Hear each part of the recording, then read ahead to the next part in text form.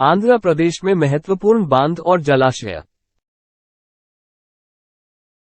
नागार्जुन सागर बांध। नागार्जुन सागर में कृष्णा नदी पर एक चिनाई वाला बांध है जो आंध्र प्रदेश में पलनाडु जिले और तेलंगाना में नलगोंडा जिले के बीच की सीमा पर फैला हुआ है। ये बांध पलनाडु, गुंटूर, नलगोंडा, प्रकाशम, खम्मम, कृष्णा जिलों और पश्चिम गोदावरी के कुछ हिस्सों को सिंचाई का पानी प्रदान करता है। ये राष्ट्रीय ग्रिड के लिए बिजली उत्पादन का एक स्रोत भी है।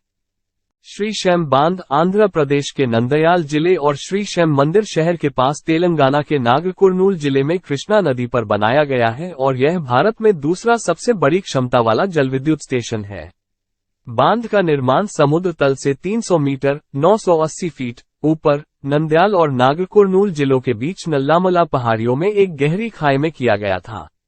ये 512 मीटर 1680 फीट लंबा, 145 मीटर 476 फीट अधिकतम ऊंचाई है और इसमें 12 रेडियल शिखर द्वार हैं।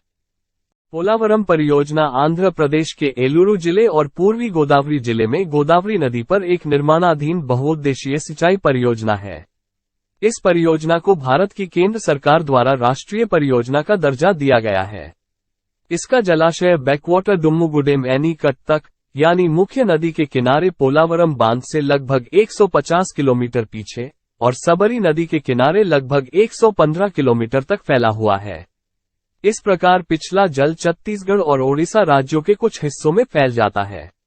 ये गोदावरी जिलों में पर्यटन क्षेत्र को एक बड़ा बढ़ावा देता है क्योंकि जलाशय प्रसिद्ध पापिकोंडा राष्ट्रीय उद्यान, पोलावरम जलविद्युत परियोजना (HEP) को कवर करता है और नदी के बाईं ओर राष्ट्रीय जलमार्ग 4 निर्माणाधीन है। ये राजामहेंद्रवरम शहर में सर आर्थर कॉटन बैराज के अपस्ट्रीम से 40 किलोमीटर और राजमंड्री हवाई अड्डे से 25 किलोमीटर दूर स्थित है। सोमासिला बांध भारत के आंध्र प्रदेश के नेल्लौर जिले के सोमासिला के पास पेन्ना नदी पर बना एक बांध है। बांध द्वारा जब्त किए गए जलाशय का सतह क्षेत्र 212.28 किलोमीटर 52,456 एकड़ है और इसकी भंडारण क्षमता 1.994 किलोमीटर 1,616,562 एकड़ फीट या 75 TMCFT है। जलाशय को कृष्णा बेसिन में स्थित श्रीशैम जलाशय से गुरुत्वाकर्षण द्वारा पानी मिल सकता है। ये पेन्ना नदी बेसिन में सबसे बड़ा भंडारण जलाशय है और एक सामान्य वर्ष में अपने जलग्रहण क्षेत्र से सभी प्रवाह को संग्रहित कर सकता है। मुख्य नहरों में से एक कवाली नहर है। कवाली नहर टैंकों की एक प्रणाली के तहत 52 टैंकों को पानी देती है। इसमें दगदर्थी मंडल, संगम मंडल, जलाडनकी मंडल और कवली मंडल शामिल होंगे। नहर की कुल लंबाई 67.619 किलोमीटर है। कवाली नहर लगभग 1.2 लाख आबादी वाली कवाली नगरपालिका के लिए पीने का मुख्य स्रोत है। पुलचिंतला परियोजना भारत के आंध्र प्रदेश राज्य में सिंचाई, जल विद्युत उत्पादन और बाढ़ नियंत्रण के लिए एक बहुउद्देशीय जल प्रबंधन परियोजना है। ये 4 तटीय जिलों पश्चिम गोदावरी, कृष्णा, गुंटूर, पलानाडु और प्रकाशम में 13 लाख एकड़ से अधिक क्षेत्र में किसानों के लिए एक महत्वपूर्ण सिंचाई सुविधा है। इसमें 24 द्वार और 175 फीट 53 मीटर MSL पूर्ण जलाशय स्तर FRL पर 46 TMCFT की क्षमता वाला एक संतुलन जलाशय है। प्रकाशम बैराज के अपस्ट्रीम में एक सिंचाई परियोजना। उस समय ब्रिटिश सरकार ने इस प्रस्ताव में बहुत कम रुचि दिखाई। सिंचाई सुविधा कृष्णा नदी के पास पलानाडु जिले में स्थित पुलचिंतला गांव में है। यह वैकुंठपुरम बैराज, अमरावती के पास और नागार्जुन सागर बांध के बीच है। इसमें नागार्जुन सागर टेल तालाब के डाउनस्ट्रीम स्थित जलग्रहण क्षेत्र से उत्पन्न नदी के बाढ़ के पानी को रोकने के लिए 30 TMCFT लाइव स्टोरेज क्षमता है।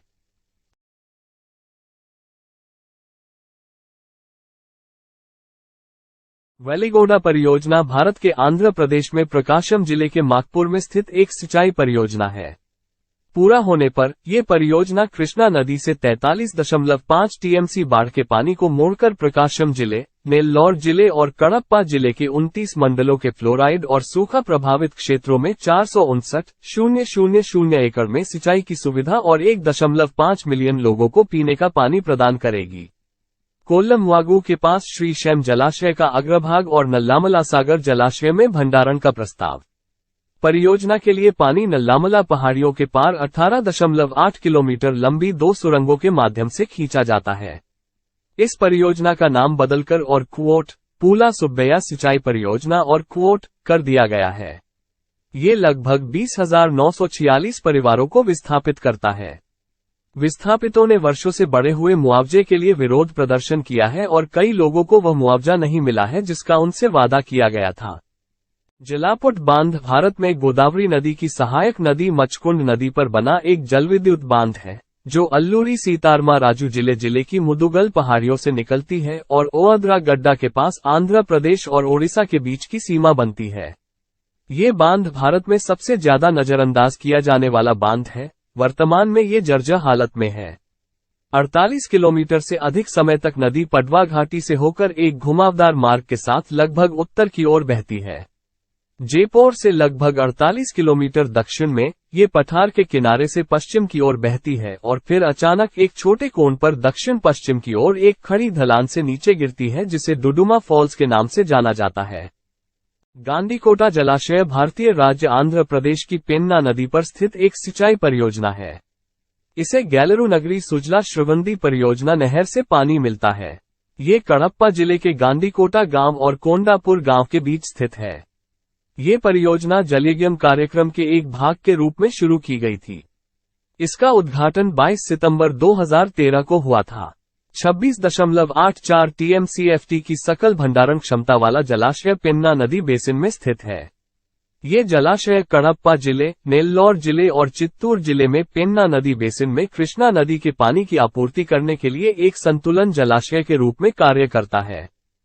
कल्याणी बांध स्वर्णमुखी नदी पर बना एक गुरुत्वाकर्षण बांध है। तिरुपति शहर में और भारत के आंध्र प्रदेश के तिरुपति जिले में स्थित है। ये बांध तिरुपति शहर और इसके जलग्रहण क्षेत्रों के लिए जल आपूर्ति के प्रमुख स्रोतों में से एक है।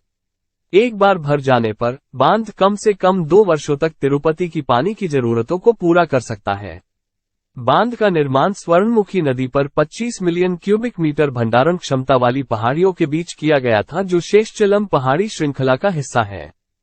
ब्रह्मसागर जलाशय ब्रह्मंगारी मथम भारत के आंध्र प्रदेश राज्य के कडप्पा जिले का एक गांव है। ये बडवेल राजस्व मंडल के ब्रह्मंगारी मठम मंडल में स्थित है। यह एक तीर्थस्थल है। ये गांव श्री पोथुलूरी वीरा ब्रह्मांध्र स्वामी के नाम से जाना जाता है, जिन्होंने अपने शिष्यों के सामने जीवित समाधि में प्रवेश किया था।